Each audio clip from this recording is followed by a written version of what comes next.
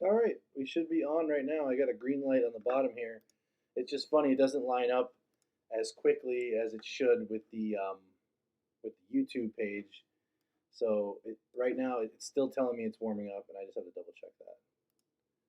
With I know the intros are kind of annoying, but it does tell you that we are live, and we do this completely live, and that it goes to show you that it's not super rehearsed, and it's information that I dredge up from my experiences with this whole sales thing. And sometimes they're more formulative, and I think about it a little more and take a couple notes. Sometimes I just jump right into it. Today I'm jumping right into it because for one, I'm super late, and I know that, and I'm sorry. Uh, I don't have. I'm not in a position where I'm devoting a lot of time to Can Win right now, and this whole company and this podcast. I know there's a lot of other people out there who their podcast is their full time job. I have a full time job, and I actually sell a little bit with another company, and this is kind of like the third rung where I can just, if there is time, and I make some time and I carve it out and scratch and claw, and I get these podcasts up there, and that's kind of the what we're dealing with here. Um, so I give you the best information I can when I can, as soon as I can. They will be on Tuesdays. I can guarantee you that, and I will go, to any length to make sure um, these are consistently posted on Tuesdays. Today won't be very long. I got to jump right back into some selling. I love to use Mondays and Tuesdays as just my attack, tack, tack, go, go, go days. So, that's why I've got to make sure I secure some time for this podcast. By Wednesday, I'm starting to get tired already, and by Thursday, it's like corporate Friday. But anyway, yeah, I put in big long days: Monday, Tuesday, Wednesday. I would suggest you pick 3 days to do the same, or 3 or 4 days. You're not going to be able to do it every single day. People talk about, I call 500 people a day, and I do this and I do that. No, you don't. They wake up in the morning. They wake up at like 4 in the morning, and they tell you you're wrong if you don't get up at that time. But they're taking naps by like 5 o'clock. Okay, I know these types, and it's fine, and that's okay. But work to your energy. I wake up around 8 o'clock every morning without an alarm. I just get up 7:30, 8 o'clock, and that's early enough for me. I get to bed around 12, so I'm doing basically I'm thinking and doing business for all the waking hours Monday through Friday, and it doesn't sound enjoyable and pleasant to some people. To me, I love it, I embrace it, and I think it's great. So, but anyway, let's jump right into it today. What I'm going to be talking about. Who do I call? That's kind of the topic of this podcast. That's and by the way, we're back in the office. Check out the guitars. My dad helped me build a little thing here and put him up there while he was visiting in town, which is really nice of him. And I got the Bulls jerseys hanging up, Heinrich all the way, baby. So we're kind of getting it finally together here. I got a little better light from the window, which is good. You can actually see me. So hey, yeah, you love to stare at my mug, right? I'm just kidding. Anyway, so let me be kind of brief and be concise with this. Uh, Basically, there's a Bible here, but you can use any example you want. But the idea is starting in your town and making a mile radius around where you live or where your job is, and just scouring that area, and then doing a 2 mile radius, and then a 3 mile radius, and a 5 mile radius, and that way you can attack all the clientele that are closest to you first. I think that's a great way to approach, especially if you're starting a new business. Obviously, when the phone rings, you run. I mean, that's the law of sales. Um, and that's why that sound of that phone is just the most beautiful, delicate, classical music you ever did hear, because there's some possible money right behind that call. So venture, stick within your neighborhood, then your town, then your city, then you can start venturing out to different counties. Um, but make sure you've got every single email that you can dredge up inside that area before you move on. A good way to do it is just town by town, around your town. Start with your town, then do another town nearby, and just sort of and then sort of knock it off that way. But be continually calling on those people. So that's one group of people you want to be calling on. Then your ideal clients, um, that would be considered. So if I'm selling tree work, that would be people like property managers. That would be people like realtors who have to trim their trees for certain clients. Let's say I'm an engineer. I'm a studio engineer. I would be reaching out to people who do audiobooks, producers, publishers. I would be going to shows and talking to bands, musicians. So these are my ideal clients now. So now that I've scoured my area, who knows? Maybe there's a small business that would want a commercial that I could make and engineer. I'm just sticking with the engineering theme here. I have a friend or two that are engineers, and who knows? Maybe I'll sell for them one day. But and I've actually had a couple of meetings with them and talked about it briefly with them a little while ago. But we came up with some ideas like that. But yeah, I mean, music publishers, people who are in the scene, who are doing that, so to speak. Especially when you're referring to music, we talk about scene. Um, so you look at those ideal clients, and then so you've got your radius people, and then you've got your ideal clients as another group, and give them some information, give them some value when you contact them. Don't just call them and say, "Hey, I'm a studio engineer."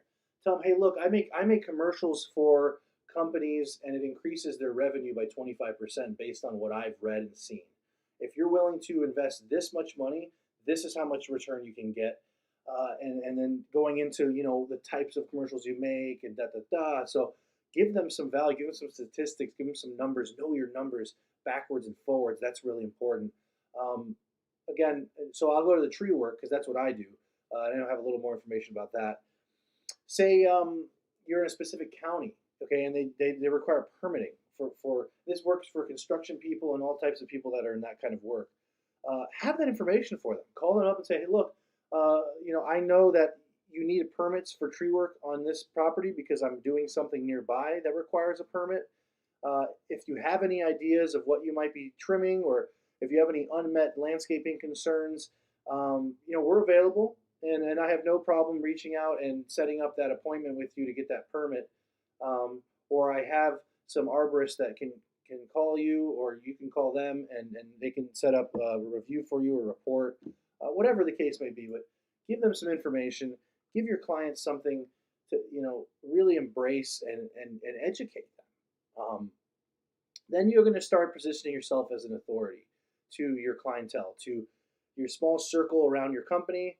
You might pick up a couple clients there.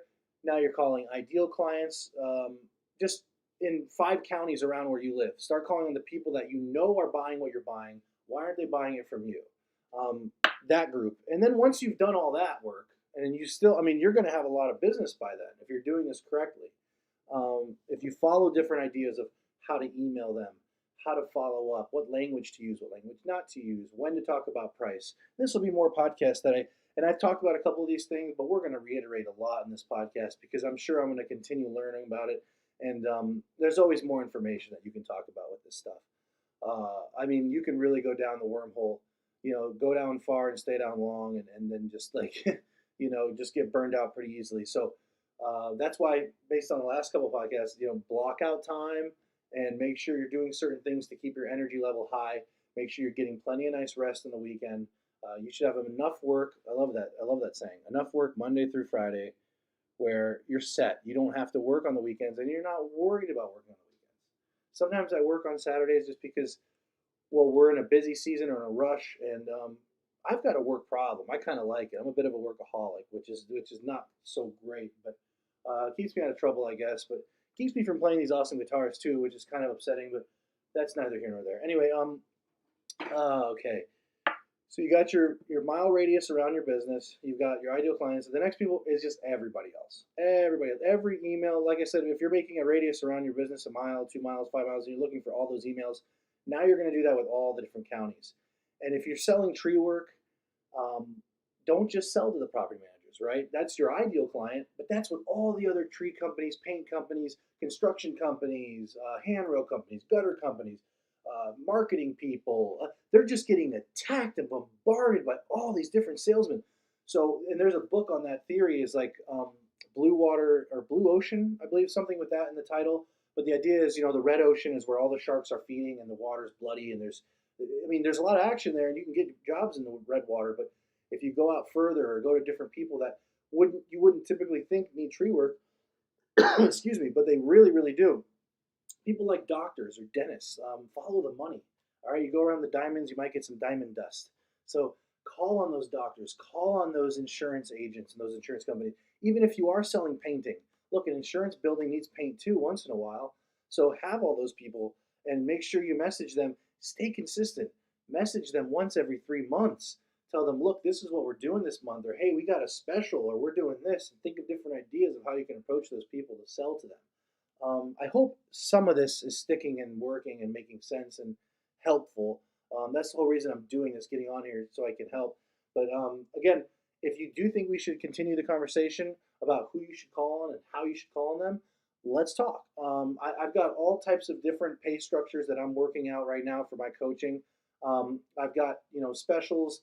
The main thing is basically I've got a program that I'm developing, and it's not 100%, not 110% yet. It's getting closer and closer all the time. But like I said, I'm super focused on just growing this landscaping company I'm working with, and then working with Sean a little bit, and then maybe, or I don't know what. But right now, all Southern Outdoor is my main focus, and I'm just going to build that up as much as I can to where I have a little more free time to work on other side hustles. And I would advise you do the same. Just pick one company, pick one, you know. One discipline, and just become a master of disaster in that discipline. Become the best shoe salesman there ever was. Become the best insurance agent there ever was. And that way you can branch off. You'll have more time. Once you're making 100K a year, you'll have more time to branch off and do other projects that you want to do, like starting side businesses, starting a side pool company, growing that up, just doing different things like that. And don't forget that you can sell your business at any time. Acquisition is a wonderful, amazing thing that took me a while to realize that is out there. So you can start a coaching firm and sell the coaching firm to like someone like Hoffman Coaching or something like that, or any other type of business and selling it to a bigger business. Start a spray company in Central Florida and sell it to Massey for a couple $100,000 or something like that, or even more, $500,000. It all depends. So anyway, if you think we should talk, I'm really happy to do so. Even if you just need a motivational speaker type coach, I could do that kind of thing for you. I will call you once a week and just make sure you're doing the things you need to do to attain your goals, and setting new goals and setting new targets and continually growing and helping you organize all of that. I've done that for myself, and I have the success to show you. So I think I can do that for you. We can work together, and we can really achieve great things. You can do sales for another company you can do sales for your company if you're not even in the position of doing sales for a company. They won't mind, believe you me. If you bring a client or a new account to a company you're working for, and say you're an HR or something like that, they'll be all for it, I'm sure. And you continue to do it, they might even give you a sales position. So with all that said, and that's something you can do for fun on the weekends too, if you really feel obliged to do that. So yeah, thanks again for joining me on this podcast. This, I believe, is the 13th episode. Wow. Okay, 13 episodes are up. That feels pretty good. That feels pretty consistent. Yeah. So I'm gonna get back to selling now. I can't really cold call anyone in Florida anymore because it's about to be 5 o'clock p.m. So what I'm going to do now is cold call people in California. Wow, look at that. So anyway, thanks again, and we'll talk soon. The next podcast, I don't know what it's going to be about, but it'll be something good. Be some nice, juicy, hairy, gushy information, and I can't wait to share it with you. I'm all about the value. I just want you to hear everything I know, and I want to know everything you know. And we can trade value and become value kings and queens and take over. It'll be awesome. So, thanks again. Have a wonderful rest of your day. I challenge you for the next hour, whenever that is. Now it's whatever X46. It's 4:46 where I'm at. But at 5 o'clock, let's do an hour of power. Let's reach out to 1 or 2 new clients. Tell them who you are. Give them that discovery call. Be confident, and just start talking to them like you're already doing business with them. And let me know how it goes. Leave some things in the chat sometime, and let me know how things are going. It's pretty quiet in here. I don't promote it very much, and I know that sales podcasts aren't really on the top of anyone's list of like good entertainment. Being someone that listens to a lot of sales podcasts, I realize how much fatigue can set in. And it's straining on the brain to listen and think and hear about all these different ideas all the time. So I get that. So pace yourself with all this stuff, guys. But anyway, thanks again for joining me. And I might even get some guests on the show eventually. which might be cool. We can talk with some CEOs or some salespeople and see what they think, and unpack some more hidden treasures and some ideas that are out there. So, thanks again, guys. I'll leave you with a quote. I guess the greatest treasures you want to attain are in the caves that you fear the most. Let me say that again. The greatest treasures you want to attain are in the caves you fear the most. Um, am I saying that right? Sort of. In the caves you fear to enter the most, I guess. So go enter those dark, dingy, scary, drippy caves and go find the treasure, guys. Have a great day.